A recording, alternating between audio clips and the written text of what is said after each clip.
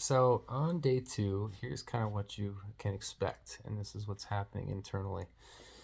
So, in the initial phase of fasting, the first 24 to 48 hours, this is kind of all that's happening. So, you're transitioning into fat burning. So, your glycogen, which is what your body typically uses, that's stored in your muscles and in your liver, is been depleted, and you are transitioning into metabolizing fat. So your fat is being basically broken down into fatty acids and then converted into ketones in the liver, which then support your brain and your other organs. Initially, this process as it's happening, it isn't just like a light switch that you turn on, it turns on kind of gradually. So initially you can feel that you might have, a lower energy level and some brain fog. And I'm just kind of glancing over at my notes here as we speak because that's kind of what I'm experiencing right now. And so as you're kind of moving into this space and the food's completely out of your body, so your insulins come to zero. When your insulin reaches zero, then and only then can growth hormone start to boost up. And this happens typically every kind of like around the morning time as we've eaten from the night before.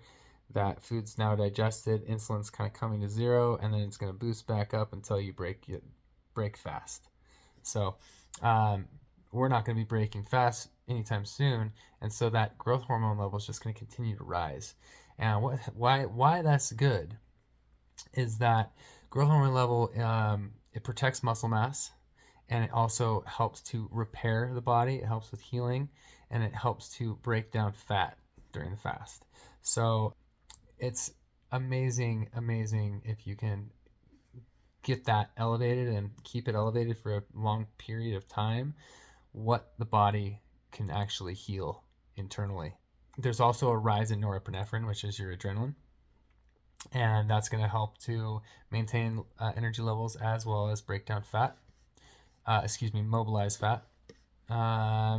So we're also going to start to experience autophagy, which is cellular cleanup. So we're basically getting rid of all old cells, dead cells, cells that are moving too slowly, that don't work properly, proteins that we cannot use, that have just been kind of in our body, that we've eaten from different foods that are bad proteins.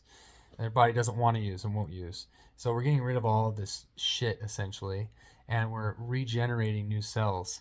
And this means that our energy level overall is going to improve, and also our ability to do things without having to think about doing them or procrastinate things. Like that's all going to start to shift. You're going to have more energy when you wake up in the morning. You're going to feel better throughout your day. Your thoughts are going to be in a better space. You're going to be less reactive, more responsive to your situation. And so that's one of my favorite things about fasting. It's so amazing. It's the most beautiful thing that you can experience. So this is really interesting. So as your insulin levels drop, your kidneys are going to produce sodium, which is going to make you pee more, and which is going to have you lose water weight. And what happens during that is it actually lowers your blood pressure. And with that lowered blood pressure comes dizziness and lightheadedness. So you can also faint if you're like getting up too quickly, or like getting out of bed or from a chair too quickly. You really want to move very slowly. And if you do feel yourself getting lightheaded or dizzy at all, literally get to the floor as fast as you can, because you do not want to faint standing up.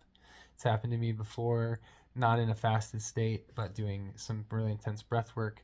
And yeah, I hit the floor really hard and it was not fun. And I've never done that breathing technique since. So I want this to be a good experience for everyone. So if you do experience anything like that, get to the floor quickly and everything will be all right if you do black out. And it will only be for like a split second. You'll just kind of and then come right back. So next thing is your ghrelin levels, which is your hunger hormone, are going to be extremely elevated right now, creating hunger pangs and creating this desire to want to feed yourself to survive. It's a survival mechanism within your body. So after today and tomorrow, that ghrelin level should really come down, and your hunger pangs should really go away. the toughest part will be your habitual pattern that you're used to of eating.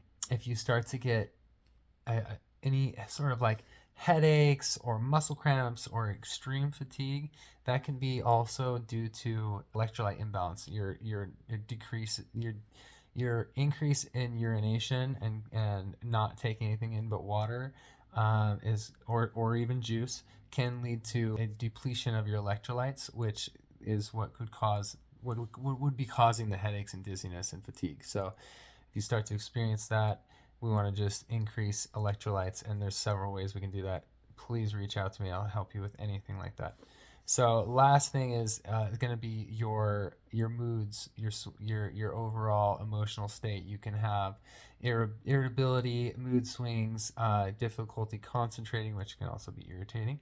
And towards the end of the fast, as we do that deeper cleaning, we really can unearth some deep set emotions that we have stuffed from childhood, even that can cause us to have extreme emotional swings.